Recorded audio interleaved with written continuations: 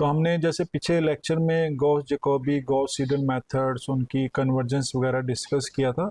तो आज हम उससे आगे स्टार्ट करते हैं। तो आइए स्टार्ट करते हैं। तो हमने पिछले लेक्चर में यहाँ तक डिस्कस कर लिया था कि गॉस जैकोबी या सीडल हम मेथड अप्लाई करेंगे और उसको बाद हम उसकी कन्वर्जेंस मैट्रिक्स देखेंगे और वहाँ से हमें पता चल जाएगा। तो अब ये जो है पाइथन कोड डिस्कस करते हैं जो गॉस जैकोबी के लिए बनाया गया है।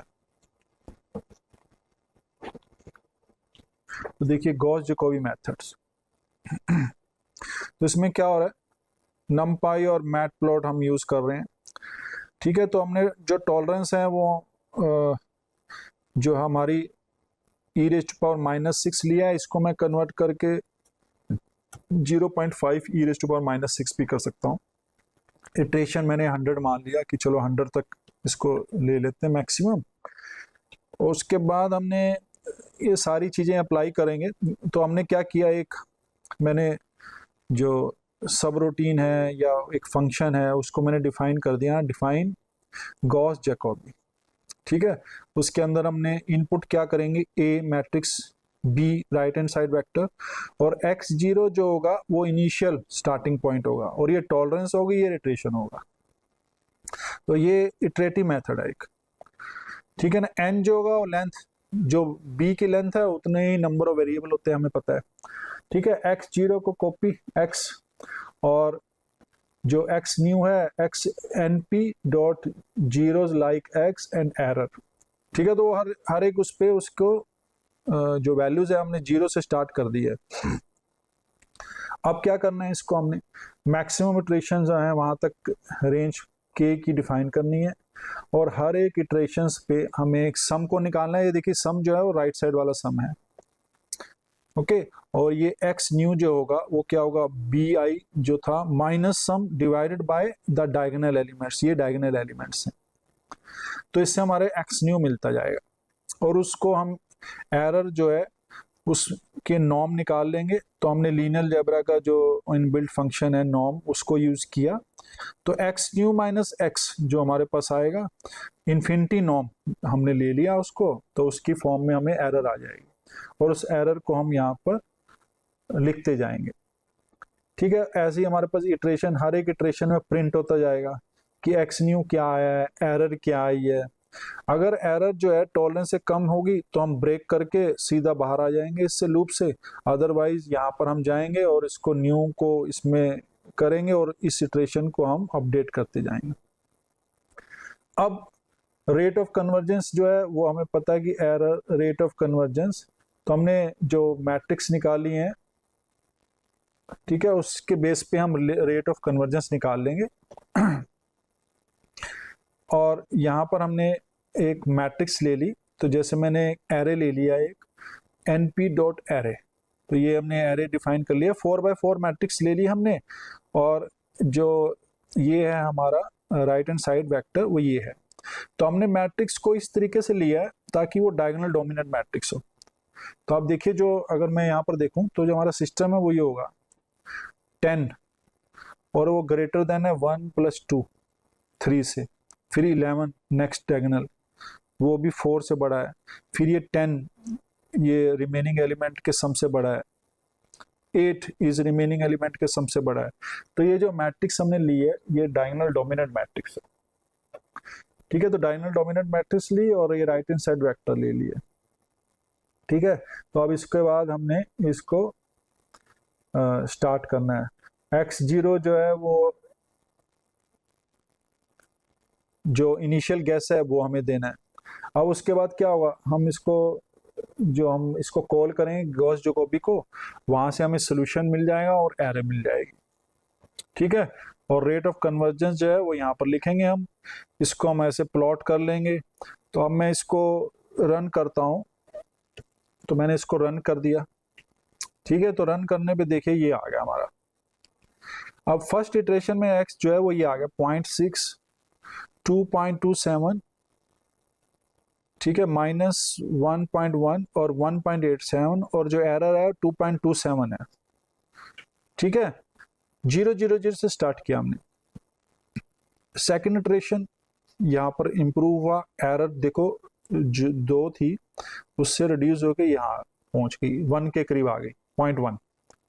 ठीक है, फिर थर्ड इटरेशन लिया हमने, फिर हो रिड्यूस होगी, फोर्थ इटरेशन में हो रिड्यूस होगी, फिफ्थ इटरेशन में रिड्यूस हो गई। तो एरर से हमें पता चल रहा है कि ये रिड्यूस होती जा रही है एरर। अब देखिए 5 इंटू 9 5 इंटू 10⁻⁻5 यहाँ तक चली गई। तो हमने जो वो दिया है इसमें, जो टॉलरेंस दी है वो दी है 0.5 इंटू 10⁻⁻6, जो हमने ऊपर दिया ना, ये दिया। तो इसका मतलब 6 डिजिट तक हमारे सेम आनी चाहिए, तभी हम रुकेंगे। तो हमने इस चीज को देखा हमने, और हमने यहाँ से एरर देखी, यहाँ पर 8.73 है, फिर ये 3.765 हो गई, और जो कन्वर्जेंस है, जो सोल्यूशन मिला हमें वो ये मिल गया। देखिए इसमें 1 है, 1.9999, ठीक है, -0.999 ये आ गया, और नेक्स्ट में ये जो है ये बन गया, ये 2 बन गया, ये -1 बन गया, ये 1 बन गया। तो इन दोनों के बीच का जो हमने जो इन्फिनिटी नॉर्म लगाया है, वो इन्फिनिटी नॉर्म जो है वो अब टॉलरेंस से कम हो गया है। तो जैसे हमने टॉलरेंस से कम हुआ ये, तो हमारे पास क्या हुआ, सोल्यूशन जो हमारा वो आ गया 19 इटरेशन में आ गया, और ये रेट ऑफ कन्वर्जेंस जो है हमारे 1.29 0.79 ऐसे चेंज होके हमने देखा कि ये ऑलमोस्ट 1 के पास है कन्वर्जेंस रेट, कहीं पर कम हो रहा है बट ऑलमोस्ट ये 1 के आसपास जा रहा है। 1.1 0.87, फिर ये 1.1, फिर 0.9, ऐसे हमने इसको प्लॉट किया। तो हमारे पास देखा, हमने देखा कि ये जो है ये कन्वर्जेंस रेट जो है, ये देखिए जो है, ये इससे पता चल गया कि जो लीनियर है ये मेथड, जो कन्वर्जेंस है इसका ऑर्डर ऑफ कन्वर्जेंस जो है इस मेथड का वो लीनियर है। कैसे, ये जो इसकी इटरेशन यहाँ पर बढ़ रही है और यहाँ पर एरर जो है वो लीनियरली रिड्यूस होती जा रही है। तो इस मेथड को हम कहेंगे कि ये जो मेथड है वो लीनियर कन्वर्जेंस देता है। ठीक है, तो अब हमने ये मैट्रिक्स जो ली वो डायगोनल डोमिनेंट ली है, ये हमें इस केस में फायदा है। अब मैंने जो पिछले उसमें एग्जांपल में हमने किया था, कहाँ पर, ये वाला, तो इसको हम सोल्व करते हैं दोनों वे से। पहले ये लेता हूँ और फिर ये लेता हूँ, फिर देखते हैं कि क्या हो रहा है इस केस में। ठीक है, तो मैंने इसको क्या किया, इसको कन्वर्ट कर देता हूँ।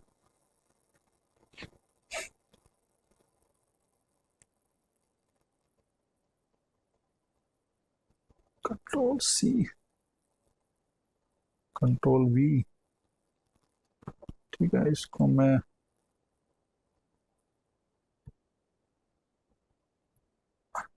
कमेंट कर देता हूँ इस पे। अब हम क्या कर रहे हैं, इसको मैं ले रहा हूँ -4, ठीक है, 1 10। अब नेक्स्ट वाला ले रहा हूं मैं 5, उसके बाद -1, उसके बाद 1, ठीक है, 3/3 सिस्टम ले रहा हूं। उसके बाद मैंने लिया 2 एंड 8, और उसके बाद आ गया ये -1।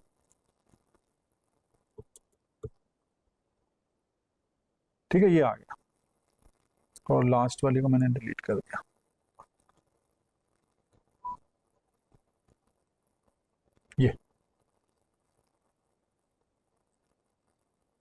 ये गया, ये गया, और ये एक और आ जाएगा। ठीक है, ये आ गया।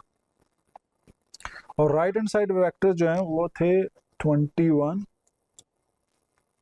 और यहाँ पर लिखूंगा 14, और यहाँ पर हमारे पास आ गया -m।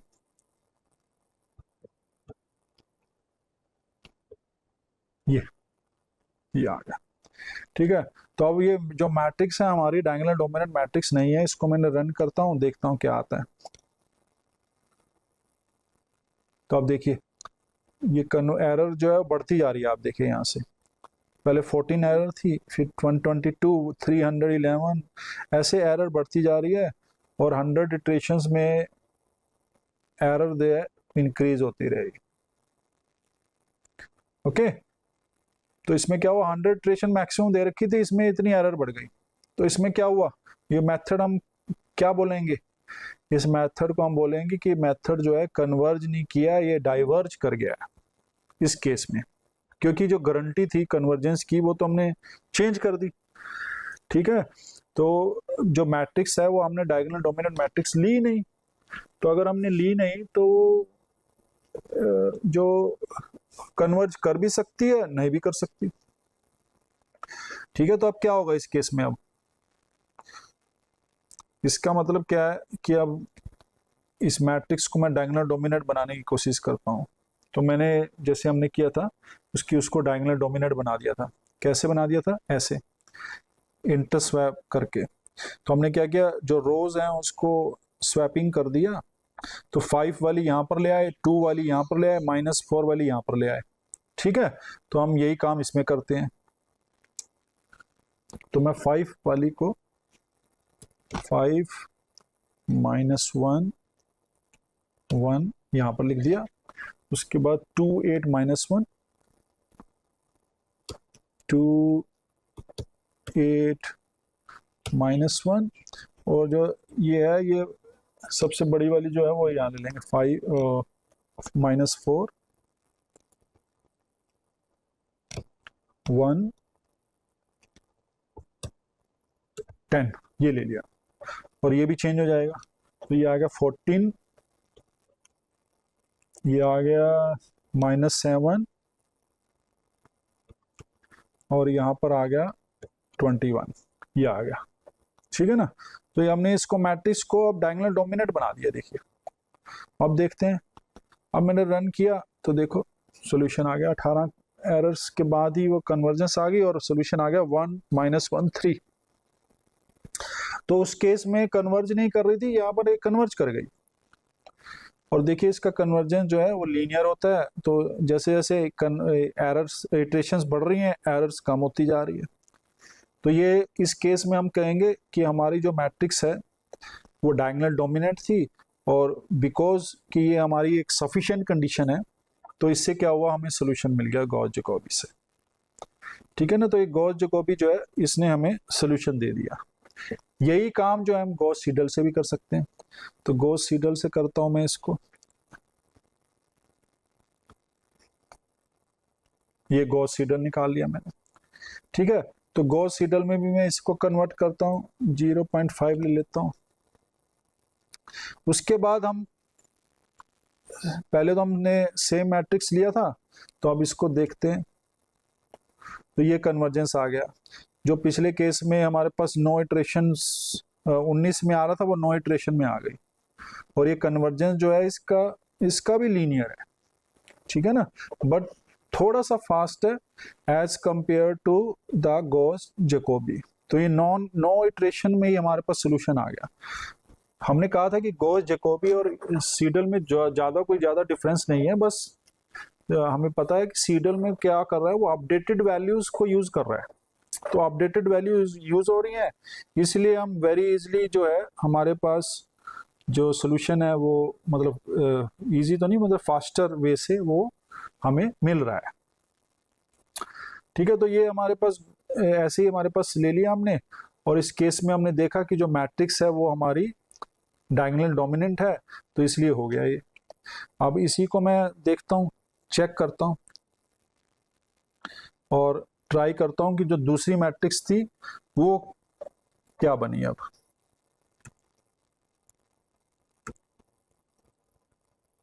ये ले लिया मैंने।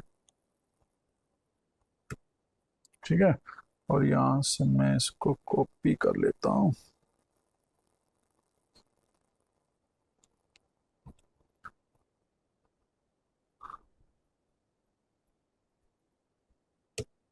ये आ गया, अब इसको सॉल्व करते हैं, देखते हैं। देखिए ये 12 इटरेशन में हमारे पास सोल्यूशन आ गया। वो 18 इटरेशन लगी थी उसको सॉल्व करने में, देखिए ये सेम 18 इटरेशन के बाद सोल्यूशन आया था।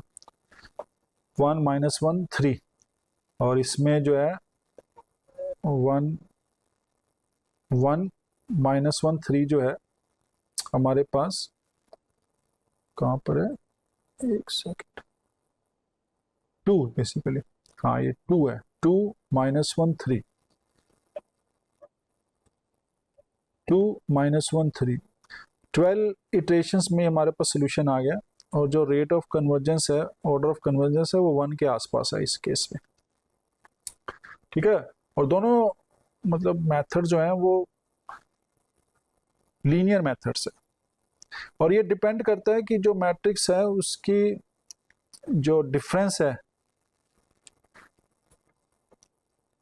वो कितनी फास्टली वो कम हो रहा है। तो अब हम ये जो हमने काम किया, इससे हमें पता चल गया कि जो मेथड्स हैं ये कन्वर्ज कर रहे हैं अगर हमारी मैट्रिक्स जो है वो डायगोनल डोमिनेंट है। तो अब हम देखते हैं कि कोरस्पॉन्डिंग जो कन्वर्जेंस मैट्रिक्स थी हमारी, उसका क्या हो रहा है, उसकी आइगन वैल्यूज कितनी है, ये हम चेक करते हैं।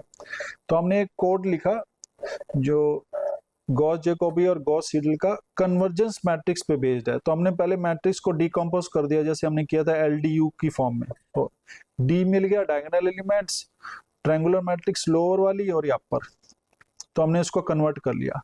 गॉस जैकोबी में हमें पता है कि ये हमारी एक वो मैट्रिक्स होती है, ये कन्वर्जेंस मैट्रिक्स। गॉस सीडल में ये कन्वर्जेंस मैट्रिक्स होती है। ठीक है, स्पेक्ट्रो रेडियस निकाल लिए और हमने ये कर दिया। तो अब देखो, हमने पहले -4 1 10 इसको हमने सोल्व किया, जो मैंने अभी किया। तो हमने इसको रन किया तो हमारे पास ये आ गया लोअर ट्रायंगुलर डी और ये। अब हमने देखा कि गॉस जैकोबी इटरेटिव मैट्रिक्स जो है वो ये बन गई और गॉस सीडल ये बन गई, और स्पेक्ट्रो रेडियस निकाला तो देखो क्या निकला, 5 निकला, और इसका 1.14 निकला। देखिए आप, तो इसीलिए तो वो कन्वर्ज नहीं कर पा रहा था। तो रेट ऑफ कन्वर्जेंस क्या हुआ, इन्फिनिटी आ जाएगा ना इससे। तो इसमें क्या हुआ, द मेथड जो हमारा था वो कन्वर्ज ही नहीं कर रहा था, क्योंकि हमें पता कि जो स्पेक्ट्रो रेडियस था वो <<1 होना चाहिए। तो हमारी अगर मैट्रिक्स ही डायगोनल डोमिनेंट नहीं थी तो वो कन्वर्ज नहीं किया, और कन्वर्ज नहीं किया तो उसका एक कंडीशन ये थी कि जो आइगन वैल्यूज हैं वो ग्रेटर देन 1 हो जाएंगी, तो डेफिनेटली वो इन्फिनिटी की तरफ जाएगा। तो इस केस में क्या हुआ कि वो कन्वर्ज नहीं किया। अब इसी मैट्रिक्स को मैंने इस फॉर्म में लिख दिया। ठीक है, अब मैंने जो हमने काम किया, ये इसको मैं वैसे लिख देता हूं,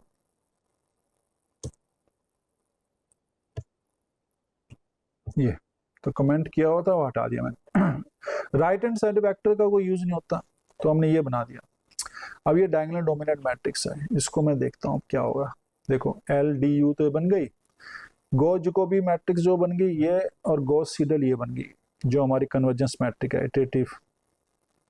अब देखिए, अब आइगन वैल्यू आप देखिए, तो आइगन वैल्यू इसकी कितनी आई है, मैक्सिमम 0.37, और गॉस सीडल की -0.19। तो देखिए, तो अगर हम रेट ऑफ कन्वर्जेंस देखें तो गॉस जैकोबी का 0.97 के करीब आ रहा है, और गॉस सीडल का 1.6195 आ रहा है। तो ऑलमोस्ट डबल है ये। तो हम कह सकते हैं कि गॉस सीडल जो है उसकी रेट ऑफ कन्वर्जेंस 2 टाइम्स होती है। ठीक है ना, जो सी है वो 2 टाइम्स है, मतलब तो जितनी ऑलमोस्ट जितनी गॉस जैकोबी में होते हैं उसका 2 टाइम्स ले लो तो वो गॉस सीडल में आ जाती है। पर ये डिपेंड करता है कि उसकी जो लार्जेस्ट आइगन वैल्यू है वो कितनी है। अब आप देखिए, largest eigen value Gauss Seidel में 0.19 थी, तो इसलिए उसकी ऑर्डर ऑफ कन्वर्जेंस बढ़ गया, minus of log of that लेंगे ना। और जैसे मैंने ये 0.37 थी तो वहां पर 0.97 आ गया। ठीक है, तो ऐसे कोई भी मैट्रिक्स हम लें, अगर सिस्टम लें, उसके कॉरस्पॉन्डिंग हम गॉस जैकोबी और गॉस सीडल की जो कन्वर्जेंस मैट्रिक होती हैं, जो इटरेटिव मैट्रिक्स होती हैं, वो हम लिख सकते हैं, उनकी आइगन वैल्यूज चेक कर सकते हैं। तो अगर वो कन्वर्ज करेगा तो वो डेफिनेटली <<1 होगी, अगर वो डाइवर्ज कर रहा है तो आप देखेंगे वो ग्रेटर देन 1 है। तो इस तरीके से हम इसको कर सकते हैं। ठीक है ना, तो ये इसका मतलब क्या हुआ कि जो हमने थ्योरी में किया वो सब प्रैक्टिकली हमने पाइथन से देख लिया कि वो ऐसा हो रहा है कि अगर मैट्रिक्स जो है वो कन्वर्जेंट नहीं है और मतलब डायगोनल डोमिनेंट नहीं है, तो इस केस में ऐसा हो रहा है। तो कंपैरिजन करें अगर हम दोनों मेथड का, क्या होगा, तो कंपैरिजन में हम कह सकते हैं कि भैया Gauss Jacobi using only old values पर iteration, Gauss Seidel update value immediately, और ये Gauss Seidel converge faster and has double rate, जैसे लिखा ना मैंने, तो डबल रेट है of the convergence as compare to the Jacobi. ठीक है, तो उसके डबल होगा ये हमेशा अगर मैट्रिक्स जो है हमारे डायगोनल डोमिनेंट है। तो उसके बाद हम देखेंगे कि आइगन वैल्यूज क्या आ रही हैं और हम वहां से इसको सोल्व कर दें। ठीक है, तो ये जो हमने काम कर दिया, ये गॉस जैकोबी और गॉस सीडल हो गया। अब आप देखेंगे तो इस केस में क्या हो रहा है, कौन सी वैल्यूज, एक तो डायगोनल डोमिनेंसी हमें बता रही है और दूसरी जो है स्पेक्ट्रल रेडियस हमें चाहिए होता है इसमें। तो स्पेक्ट्रल रेडियस का मतलब है अब हमें क्या है कि आइगन वैल्यूज निकालनी है, और आइगन वैल्यू भी स्पेक्ट्रल रेडियस क्या, लार्जेस्ट आइगन वैल्यू। तो अब क्या करना है, हमें आइगन वैल्यू निकालनी है, बट हमें लार्जेस्ट आइगन वैल्यू भी निकालनी है।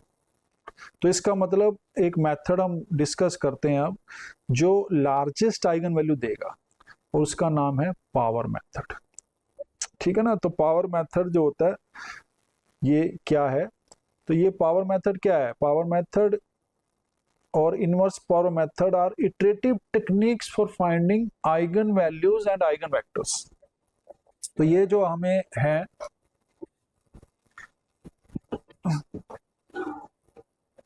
ये आइगन वैल्यूज और आइगन वेक्टर्स देता है पावर मेथड। ठीक है, और useful for large matrices where direct computation is impractical. वो तो है ही, हमारा जो ये काम है कंप्यूटेशनली कर रहे हैं, तो बेसिकली ये तो बड़ी बड़ी मैट्रिक्स को सोल्व करना है, हमारा मेन पर्पस तो यही है कि जो हमारी बड़ी बड़ी मैट्रिक्स हैं उसको हम कैसे सॉल्व कर सकते हैं। अब क्या चीज है ये, use to find dominant eigen value. देखिए डोमिनेंट, लार्जेस्ट इन मैग्नीट्यूड, इसका मतलब हम जो है स्पेक्ट्रल रेडियस की तरफ जा रहे हैं। ठीक है, और ये क्या होती है, iteratively applies matrix multiplication and normalize. ये जो काम कर रहे हैं इसमें दो ऑपरेशन लगेंगे। एक ऑपरेशन होगा नॉर्मलाइजेशन का, उसको हम कहते हैं कि उसकी जो लार्जेस्ट वैल्यू होगी वेक्टर की वो 1 होनी चाहिए, उससे बड़ी नहीं हो सकती। और मैट्रिक्स मल्टीप्लिकेशन जो होती है वो इसमें यूज होगी, तो इसको हम कहते हैं पावर मेथड। अब देखते हैं कि पावर मेथड क्या चीज क्या है। तो पावर मेथड में क्या होना है, इटरेटिव मेथड है ये, तो पहले इनिशियल वेक्टर देंगे, उस वेक्टर को हम नॉर्मलाइज करेंगे, फिर हम उसको इटरेशन में पुट करेंगे तो न्यू वैल्यू पुट करेंगे, और इसको हम रिपीट करेंगे तो एक्स के प्लस वन आएगा, उसको भी नॉर्मलाइज करेंगे। तो ऐसे हम रिपीट करते रहेंगे और जब तक हमें उसकी वैल्यूज ना मिल जाए। ठीक है, converges if the matrix has dominant eigen value. ठीक है, तो अगर आइगन वैल्यू वेल सेपरेटेड है, अलग अलग हैं, तो उसमें हम जो मेथड ये देखेंगे बहुत अच्छा बढ़िया से काम करेगा। और rate of convergence depend upon the ratio, कि भैया जो लार्जेस्ट आइगन वैल्यू है और जो नेक्स्ट आइगन वैल्यू है उनके बीच की जो रेशियोज है वो कितनी है। अगर वो रेशियो काफ़ी ज़्यादा है, डिस्टेंस बिटवीन देम बहुत ज़्यादा है, तो जो कन्वर्जेंस होगी वो फास्टर होगी। अगर बहुत क्लोज क्लोज है आइगन वैल्यूज, तो उनकी जो वैल्यू वो होगी, रेट ऑफ कन्वर्जेंस वो काफ़ी कम होगी। तो अब हम देखते हैं कि पावर मेथड कैसे यूज होगा। अब हमने देखो इनवर्स लार्जेस्ट आइगन वैल्यू तो निकाल ली, अब कोई हमें कहे कि हमें स्मॉलेस्ट आइगन वैल्यू भी दे दो, तो स्मॉलेस्ट आइगन वैल्यू के लिए हम क्या करते हैं, इनवर्स पावर मेथड। वो क्या होता है कि हमें पता है अगर मैट्रिक्स ए जो है उसकी आइगन वैल्यूज जो है कुछ lambda 1, lambda 2, lambda 3, suppose 3/3 matrix है, उसकी आइगन वैल्यू ये है, तो अगर ए इनवर्स होगा तो उसकी आइगन वैल्यूज 1/λ1 1/λ2 1/λ3 हो जाएंगे, ठीक है ना। तो उसकी आइगन वैल्यूज ऐसे रेसिप्रोकल हो जाती है। तो अगर हमें स्मॉलेस्ट आइगन वैल्यू भी निकालनी है तो इसका मतलब ए इनवर्स पे हम पावर मेथड लगा दें, तो उसकी जो लार्जेस्ट आइगन वैल्यू होगी वो ए की लोएस्ट आइगन वैल्यू जाएगी। तो इसको हम कहते हैं इनवर्स पावर मेथड।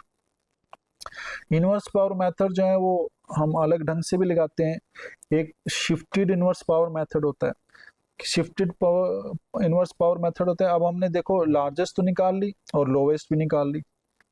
अब कोई कहे हमें कि मैट्रिक्स सपोज ए है, वो सपोज 4x4 है, तो इसकी 4 आइगन वैल्यूज होंगी, λ1 λ2 λ3 λ4, 4 आइगन वैल्यू।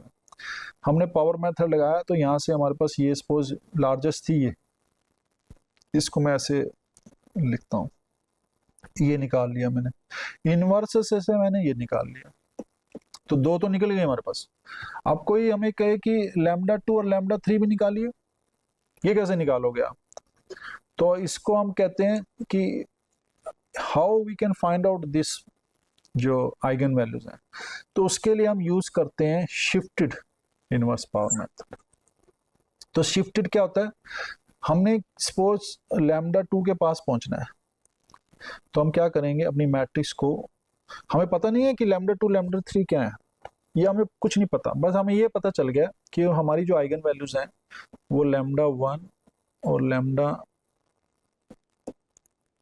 λn, इनके बीच में, ये सपोज लार्जेस्ट थी, ये स्मॉलेस्ट थी, तो हमारी जो आइगन वैल्यू है अब इसके बीच में कहीं आएगी। तो हम क्या करते हैं, एक रैंडम कोई नंबर चूज कर लेते हैं, वो हो गया म्यू।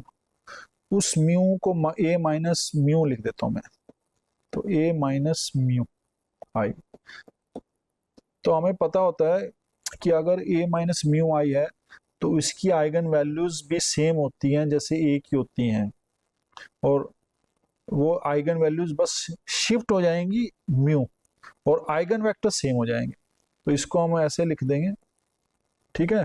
तो ये हो जाएगी लैम्डा माइनस म्यू एक्स। तो ये काम करना है हमें। तो अब इसको देखते हैं कि कैसे करते हैं। पहले चीज तो यही है कि हम थोड़ा समझने की कोशिश करते हैं कि जो पावर मेथड है वो काम कैसे करता है। तो देखिए पावर मेथड में हमें क्या करना है, हमें निकालनी है लार्जेस्ट आइगन वैल्यू पहले तो, फिर उसके बाद हम उसको यूज करके स्मॉलेस्ट निकालेंगे। तो देखते हैं कि चलो पहले देखते हैं कि पावर मेथड काम कैसे करेगा।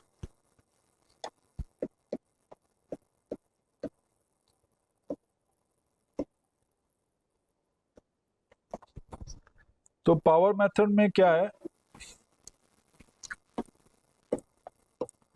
हम मान लेते हैं कि मैट्रिक्स है हमारे पास ए, n क्रॉस n मैट्रिक्स, ठीक है।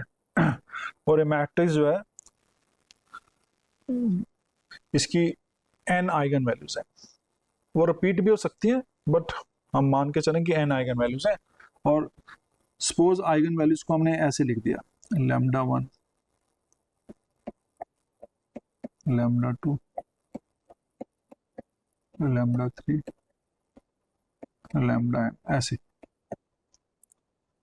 ओके, तो हमने मान लिया कि हमने आइगन वैल्यूज को है हम ऐसे एक ऑर्डर में लिख सकते हैं।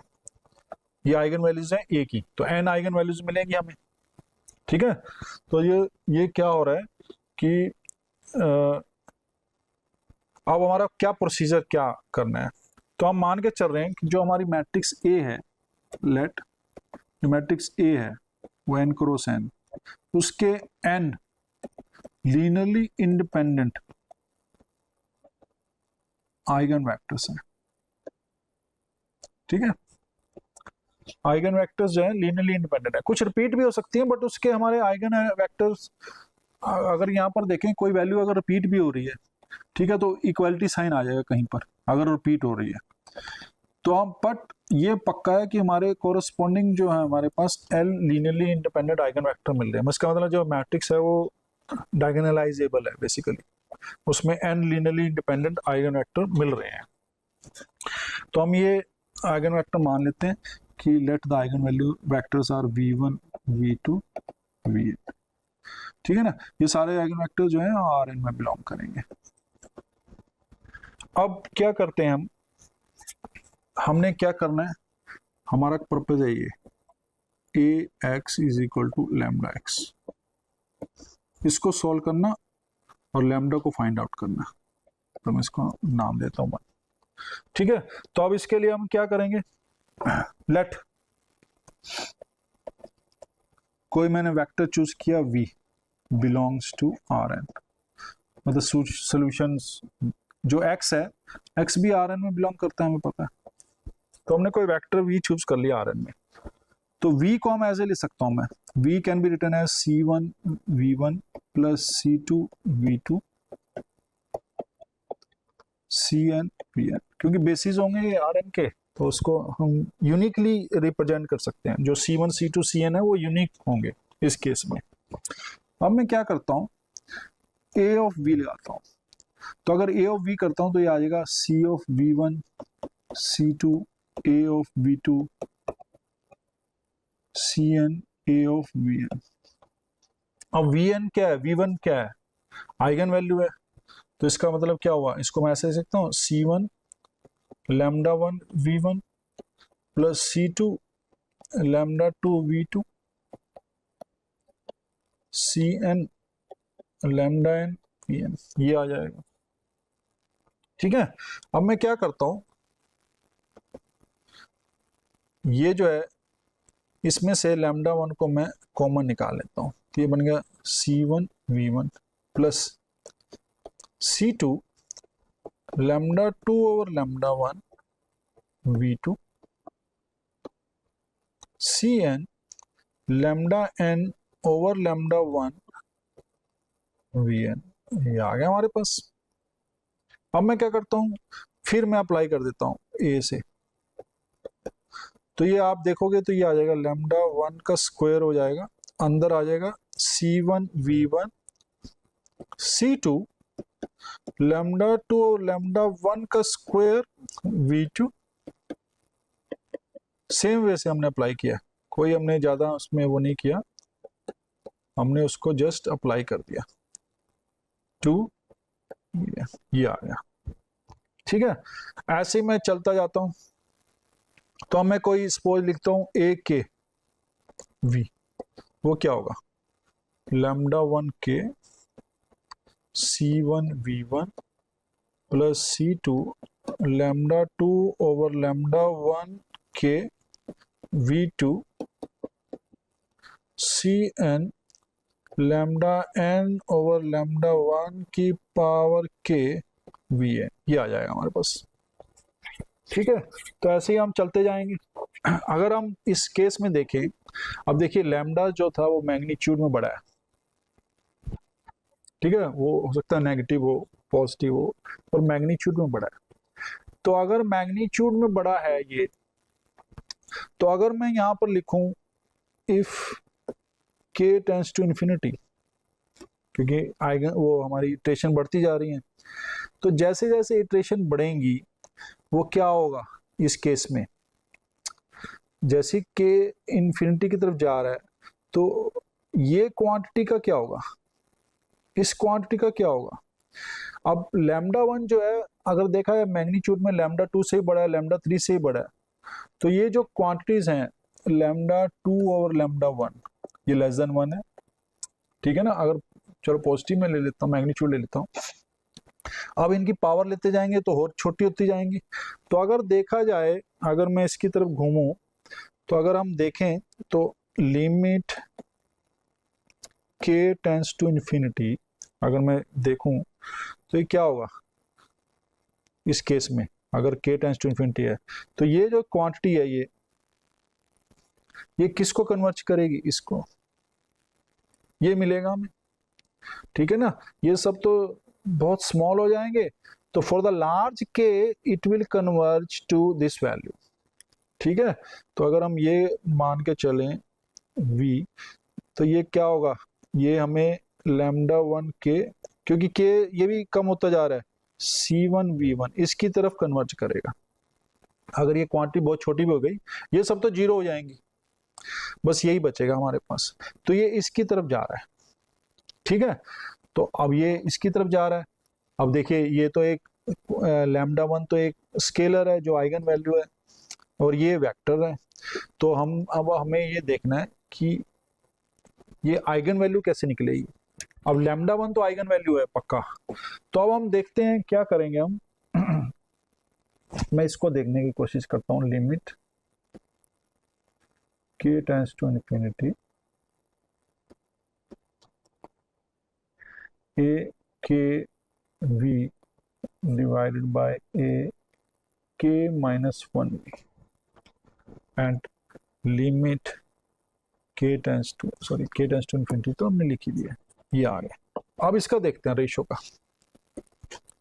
तो अगर रेशो देखेंगे आप तो देखोगे कि ये लैम्डा वन और लैम्डा ये कैंसिल होंगे भाई, C1 V1 और C1 V1 दोनों में आएगा, वो कन्वर्ज होगा। तो अगर देखा जाए तो ये कहाँ जा रहा है, this is going toward lambda one, ठीक है ना। तो ये लैम्डा वन को कन्वर्ज कर रहा है। इसका मतलब क्या है कि वेक्टर v a के प्लस a kth इटरेशन पे डिवाइडेड बाय जो वेक्टर निकलेगा a k माइनस v पे निकलेगा, दोनों का अगर हम डिवीजन कर दें, ठीक है, वो जो है लैम्डा वन की तरफ जाएगा। तो इसका मतलब क्या, अगर हम ये प्रोसेस को अपनाएं तो ये हमें लैम्डा वन दिलाएगा। तो लैम्डा वन क्या होगा, हमारा आइगन वैल्यू होगा, और इसके कोरस्पॉन्डिंग जो ये इस वे से जाएंगे तो जो कोरस्पॉन्डिंग वेक्टर मिलेगा वो हमारा आइगन वेक्टर होगा, ठीक है ना। तो हमारा अगर देखा जाए तो इसमें क्या हो रहा है, जो लैम्डा वन जो है वो हमें मिल रहा है, और कोरस्पॉन्डिंग जो वेक्टर है v1 वो हमें मिल रहा है। दोनों चीजें मिल रही हैं हमें इकट्ठे। तो इस केस में हमें अब चेक करना है कि इसको करें कैसे, ठीक है। तो इसके लिए हमें क्या है, प्रोसीजर अपनाना पड़ेगा एक। तो क्या प्रोसीजर होगा क्योंकि हमें नॉर्मलाइज भी करना है वेक्टर को। तो अब क्या कर रहे हैं हम, वेक्टर को नॉर्मलाइजेशन क्या होता है। तो सपोज हमने क्या किया, लेट हमारे पास वेक्टर बना a y k से, ये ठीक है। पहले हमने y0 लिया, फिर y1 आया, फिर y2 आया, ऐसे आया। अब हमने क्या करना है, कोई भी वेक्टर लेंगे हम, उसको मुझे नॉर्मलाइज करना है। तो सपोज मेरा एक y के पहले नॉर्मलाइज था, अब मुझे नेक्स्ट को नॉर्मलाइज करना है। तो नॉर्मलाइज करने के लिए मैं लिखता हूं सपोज नॉर्मलाइज्ड वेक्टर k जो है वो 0 1 2 ये है, उसको मैं लिखता हूँ सपोज वी के। तो वी के नॉर्मलाइज वेक्टर कैसे बनेगा, वो कैसे बनेगा, y के प्लस वन जो वेक्टर है उसको मैं डिवाइड कर दूंगा लार्जेस्ट आइगन वैल्यू, उसको मैं सपोज नाम देता हूँ एम के प्लस वन। तो this is the largest value in y k plus one, उससे मैं डिवाइड कर दूंगा, ठीक है। और मैं उसके बाद अगर मैं सपोज ले लूं limit k tends to infinity, अगर मैं ले लेता हूं तो ये क्या बन गई, y k plus one over v k plus one. अगर मैं सपोज ये ले लूं तो if you see from here y k plus one divided by v k plus one, y k है एक वेक्टर, v के है जो नॉर्मलाइज वेक्टर। अगर मैं इसको देखूं तो आप देखोगे कि ये हमें m k प्लस वन की तरफ ले जा रहा है, ठीक है ना। एंड वो जो होगा वो हमारा लैम्डा वन होगा, आइगन वैल्यू होगी, ठीक है। तो हमारा ये प्रोसीजर जो है हमें करना पड़ेगा। फॉर एग्जाम्पल जैसे मैं चलो एक एग्जाम्पल ले लेता हूँ, उससे हमें थोड़ा और क्लियर हो जाएगा कि करना क्या है। बहुत इजीली है, लेट्स टेक वन एग्जाम्पल। अब एक एग्जाम्पल में हमने ए ले लिया, ये उसकी वैल्यू ले ली मैंने -15 4 3 और 10 -12 6 और तीसरी ले लिए 20 -4 एंड 2, ये आ गया। अब मुझे इसकी आइगन वैल्यूज निकालनी है, लार्जेस्ट आइगन वैल्यू निकालूंगा मैं।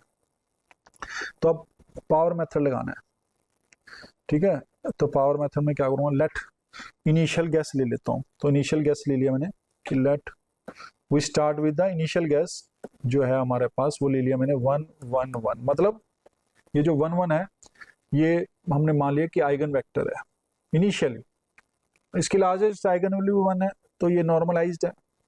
अब मैंने क्या किया, इसको AX0 को कैलकुलेट किया।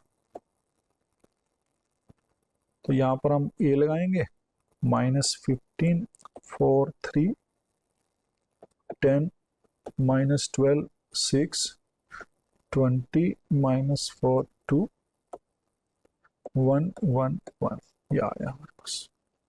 अब मैंने इसको कैलकुलेट किया तो देखिए -15 + 7 -8 आ गया, और यहाँ से आ गया 16 - 4 आ गया, और ये कितना आ गया 22 - 4 18, ये आ गया हमारे पास। ये जो आया है इसको मैंने अगर x0, चलो हमने x0 नहीं लिया था ना, y0 लिया था, तो मैं y0 लिख देता हूँ इसको भी। तो ये y0 था, ये y0 था, तो ये हमारा y1 आ गया। अब y1 से हमें v1 चाहिए, तो v1 क्या करूंगा मैं, अब इसको मैं डिवाइड कर दूंगा लार्जेस्ट से, ठीक है। तो मैंने क्या किया, y1 को मैंने डिवाइड कर दिया, लार्जेस्ट वैल्यू कितनी है 18, 18 से मैंने डिवाइड कर दिया। तो जैसे ही मैंने 18 से डिवाइड किया, मैं इसको ऐसे भी लिख सकता हूँ रो में, तो ये आ गया -8/18 4/18 18/18 ट्रांसपोज, ट्रांसपोज मतलब कॉलम वेक्टर। तो 18/18 मतलब 1 हो गया, ठीक है ना। तो इसको मैंने हटा दिया और इसको 1 लिख दिया, 1। तो अब जो हमारी क्वांटिटी आई है वो ये आई है। अब मैंने क्या किया, v1 को लिया। अब मैं क्या करूंगा, a ऑफ v1 निकालूंगा, ठीक है ना, नॉर्मलाइज, क्योंकि y0 तो था ही नॉर्मलाइज। अब मैंने क्या किया, a v1 को अप्लाई किया, a v1 को करूंगा तो अब मेरे पास वैल्यूज आएगी, उस कैलकुलेट करके, सपोज यही आ रही है, तो मैं इसको कैलकुलेट कर लिया मैंने, तो ये आ गई सपोज 95/9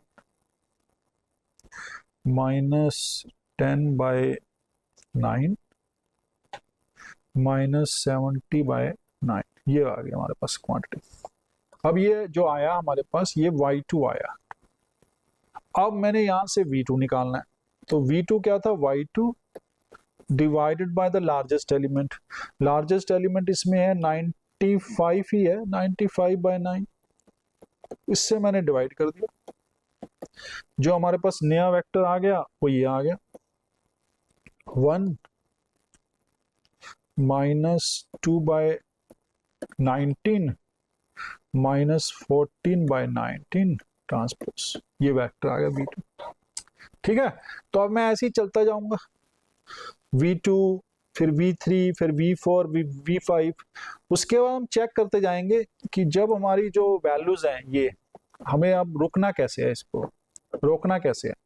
तो अब देखिए जो वैल्यू है ये सारी जो वैल्यूज होंगी वो ऑलमोस्ट सेम हो जाएंगी आफ्टर सम टाइम, ठीक है, वो सेम हो जाएंगी। या फिर जो वेक्टर्स हमें मिल रहे हैं, जो v1 है, v2 है, v3 है, v4 है, v5 है, वो सेम वैल्यूज होने लग जाएंगी। तो अगर सेम होंगी तो उनका जो डिवीजन करेंगे, लार्जेस्ट वैल्यू जो है वो भी सेम होगी।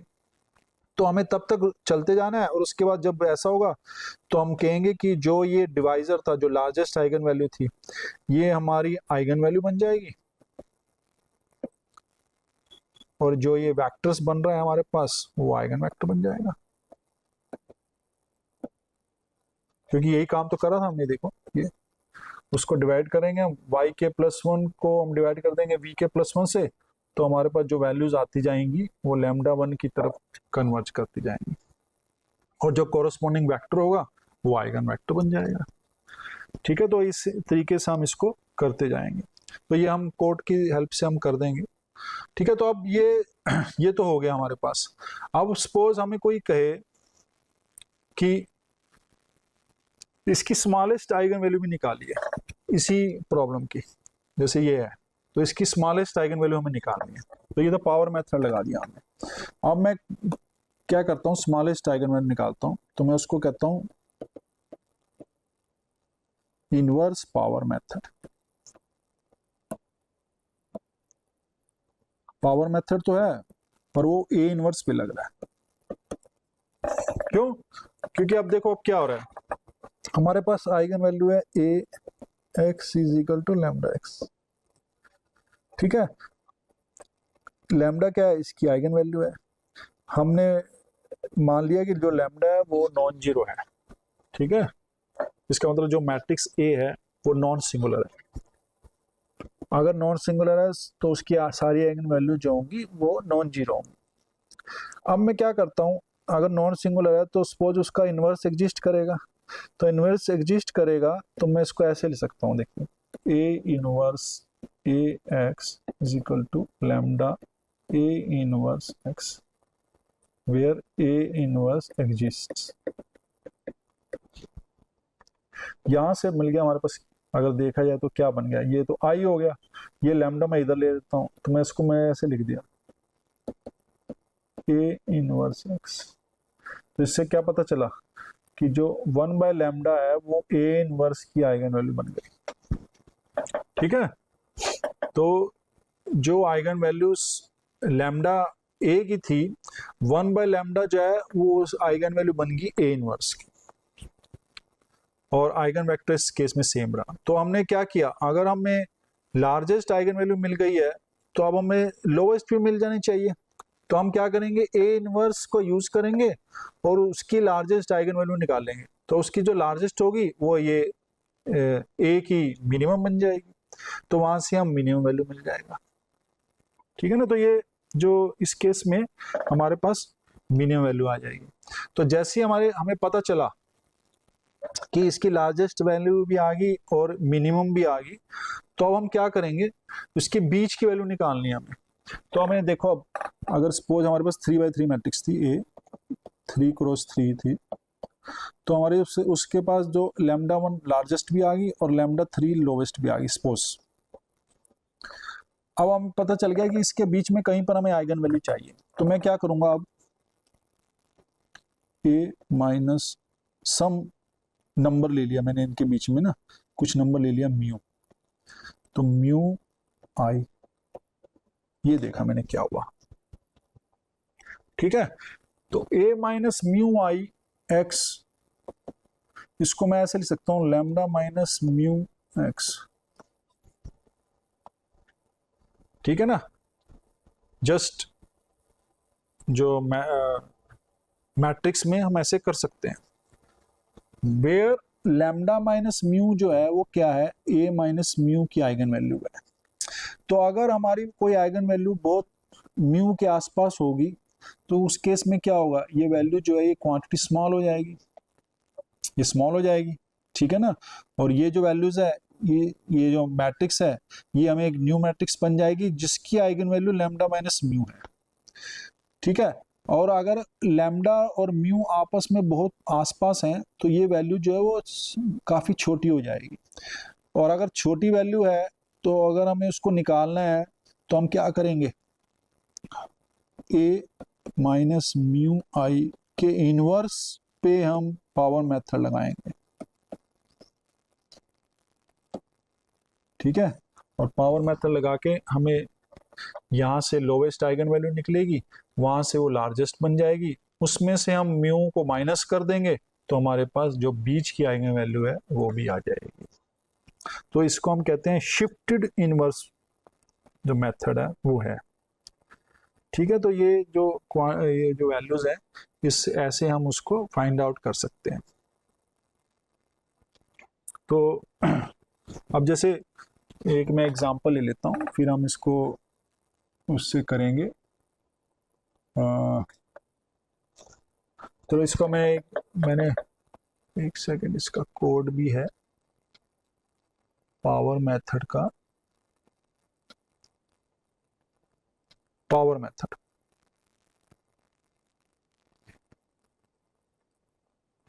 ठीक है।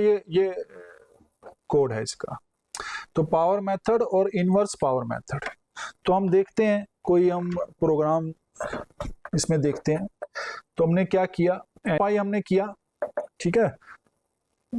उसके बाद हमने पावर मेथड एक जो फंक्शन है वो डिफाइन कर दिया, उसमें हमें ए चाहिए और x0 जो इनिशियल गैस है वो चाहिए, टॉलरेंस चाहिए, ठीक है। टॉलरेंस जो है वो 0.5 लगा देता हूँ मैं, इटरेशन मैंने 100 ली, ठीक है। x की वैल्यू x नोट में कॉपी की मैंने, जो ओल्ड वैल्यू है उसको 0 मान लिया, जो मोस्टली जो है 1 के हिसाब से भी चलते हैं। अब हमने क्या किया, नॉर्मलाइज करना है। तो देखिए यहाँ पर क्या क्या कर रहे हैं, जो भी x आएगा उसको हमने नॉर्मलाइज कर देंगे, फिर नया आएगा, दोनों का डिफरेंस लेंगे, वो एरर आएगी। तो इस वे से जो हमारा मेथड है हम कन्वर्ज करते जाएंगे टुवर्ड द आइगन वैल्यू।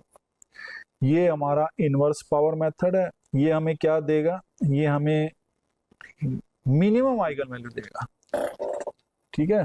तो ये हमें मिनिमम आइगन वैल्यू देगा। इसको भी हमें ऐसे कैलकुलेट करना है, बस इनवर्स ले लेना है। तो अगर इनवर्स निकालना है ना, तो हमें इनबिल्ट जो हमारे पास फंक्शन है उसको हम यूज कर देंगे, लीनियर अलजेब्रा डॉट इनवर्स, ठीक है। तो ये इनबिल्ट हमारे पास लाइब्रेरी है और मैक्सिमम इटरेशन है, वहां तक जाना है और वहां से हमारे पास ये वैल्यूज आ जाएंगे। तो बस इसको कॉल करेंगे और हमारे पास जो है वो सोल्यूशन मिल जाएगा। तो हमारे पास कोई मैट्रिक्स, जैसे हमने 2x2 मैट्रिक्स ले ली 4 1 2 3, तो इसकी आइगन वैल्यूज निकालनी है, ठीक है। तो देखते हैं इसको रन करके। तो ये हमारे रन किया, तो ये तो सिंपल है। तो यहाँ से हमारे पावर मेथड आ गया, तो लार्जेस्ट आइगन वैल्यू आ गई, ठीक है। ये स्मॉलेस्ट आइगन वैल्यू आ गई। तो लार्जेस्ट आइगन वैल्यू 5 के करीब है और लोवेस्ट आइगन वैल्यू कितनी है, 0.1 इसके करीब है, ठीक है। तो हमने इसको फाइंड आउट कर लिया। अब यही यही काम है जो है हम कोई दूसरी मैट्रिक्स के लिए भी कर सकते हैं। तो हमने क्या किया, इसको मैट्रिक्स को थोड़ा मैं चेंज कर देता हूँ।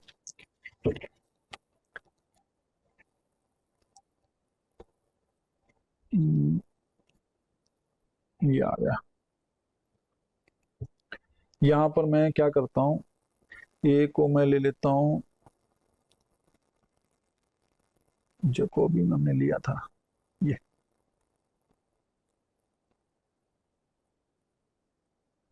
कंट्रोल सी कंट्रोल भी, यहाँ पर ये ले लिया, ठीक है। तो ये मैट्रिक्स ले लिया मैंने और ये डायगोनल डोमिनेंट थी, हमें पता है। तो देखते हैं कि इसके आइगन वैल्यूज जो है, और इनिशियल गैस भी लेना है। तो इनिशियल गैस मैं ये ले लेता हूँ, कंट्रोल सी, ये। तो 1 1 1 नॉर्मलाइज लेना हमें हमेशा, ये ध्यान रखना है इसको, ठीक है। तो ताकि नॉर्मलाइज रहे। ये हमने रन किया तो ये आ गया हमारे पास, ठीक है। तो पावर मेथड से हमने देखा कि 7.45 जो है वो लार्जेस्ट आइगन वैल्यू आ गई है हमारे पास। ये कन्वर्जेंस है, कैसे वो पावर मेथड कन्वर्ज कर रहा था।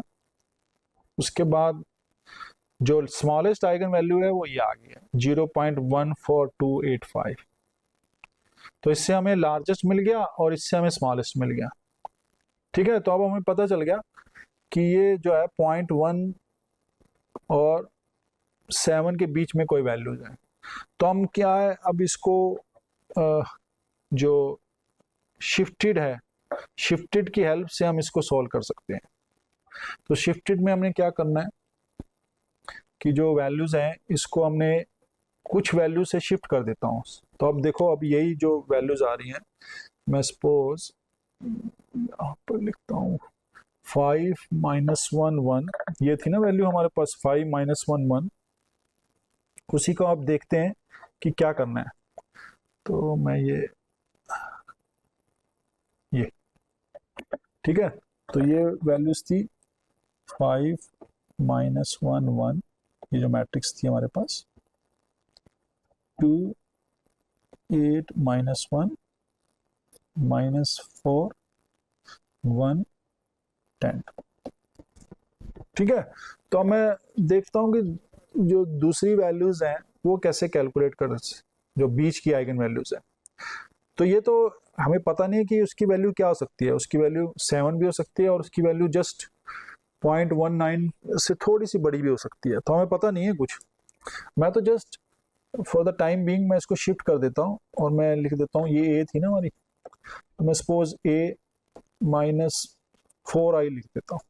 मैं जस्ट लिख देता हूँ, मुझे कोई पता नहीं है एग्जैक्ट। तो ये आएगा 4 अगर हुआ तो ये आएगा 1 -1 1 2 4 -1 -4 1 6, ये आ गया हमारे पास।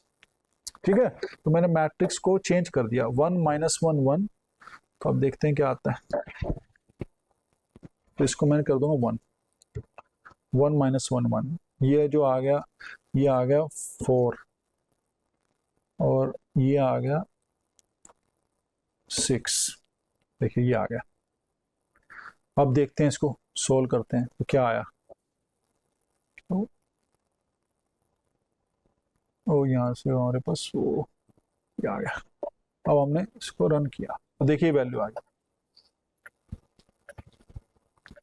3.97 आ गई लार्जेस्ट, और ये स्मॉलेस्ट जो आई है 0.333 आई है। ठीक है, तो अगर इसमें 4 ऐड कर दूंगा तो 7.97, वो तो ठीक थी।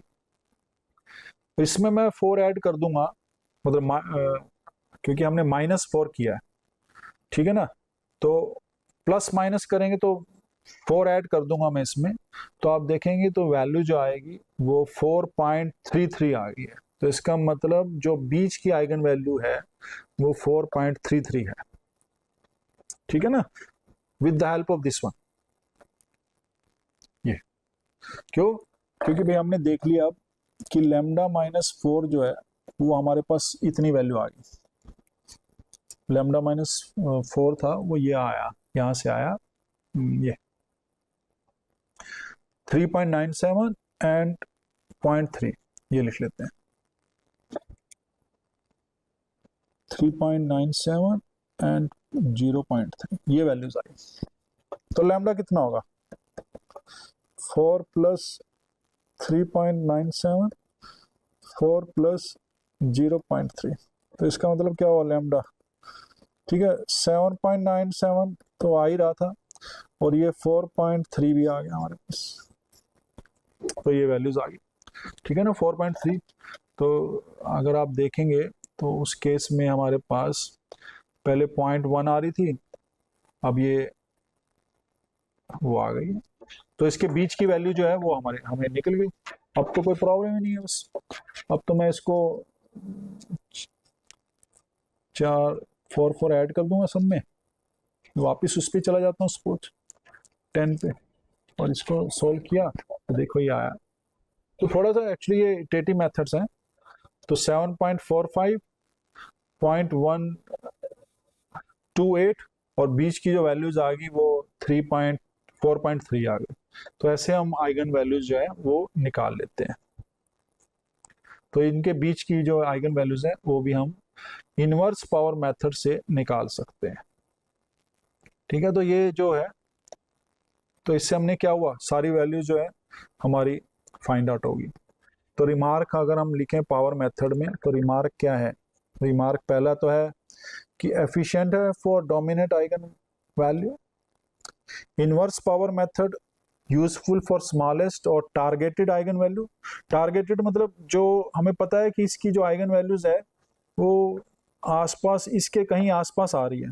तो अगर इसके आसपास कहीं आ रही है तो हम मतलब ट्राई करते हैं उसको फाइंड आउट करने की by the inverse power method, और शिफ्टेड तो है ही। ठीक है ना, तो faster convergence for specific eigen value. अगर हमें पता चल जाए कि कोई आइगन वैल्यू जो है इसके पास है तो हम उसको शिफ्टेड इनवर्स पावर मेथड लगा के उसकी जो कन्वर्जेंस है उसको हम इंक्रीज कर सकते हैं with the help of shifted inverse power method. तो ये हमने कोड जो है उसका यूज कर ही लिया। तो कोड को हम, ये जो है इसको हम इसके साथ प्ले कर सकते हैं, डिफरेंट डिफरेंट मैट्रिक्स डिफाइन कर सकते हैं, चेक कर सकते हैं कि डायगोनल डोमिनेंट है नहीं है, ठीक है। अगर डायगोनल डोमिनेंट नहीं है तो क्या प्रॉब्लम आ रही है। तो ये सब जो काम जो है, ये जो हमने कोड बनाया है, इसकी हेल्प से हम कर सकते हैं। और ये कोड हैं, ये अवेलेबल होंगे, ये बुक्स में भी आपको मिल जाएंगे, ऑनलाइन भी मिल जाएंगे। तो आप अपने कोड भी बना सकते हैं और उसके साथ मतलब आप ट्राई कर सकते हैं सारा, ठीक है। डॉट प्रोडक्ट लेना है, ये डॉट का मतलब dot product of A with respect to X. तो ये सब वैल्यूज जो है आप कैलकुलेट करिए, उसकी एरर जो है वो हमने प्लॉट किए हैं, और यहाँ से हमने उसका इन्वर्स पावर मेथड भी अप्लाई किया है।